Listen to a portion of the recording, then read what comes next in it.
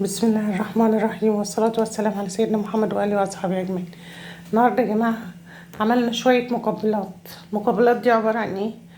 بصل قطعناه جوليان كده، وبدنجان، وبطاطس سلقتها نص سلقة وتلات ارباع سلقة، و وحطيت كل ده في الصينية، وبصل وطماطم وبتنجان قطعته، بس البتنجان ني والبصل ني والطماطم ني ما عدا البطاطس هي اللي كانت مسلوقة شوية.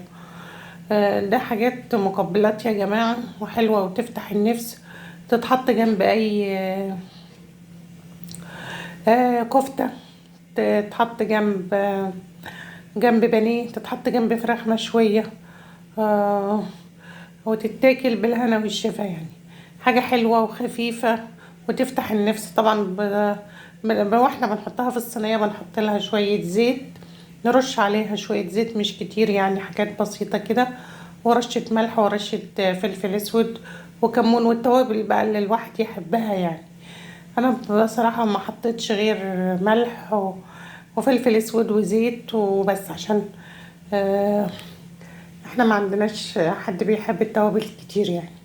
فهي ما شاء الله يعني حاجة حلوة وفاتحة للشهية، وتتاكل، ممكن تتاكل لوحدها كده يعني.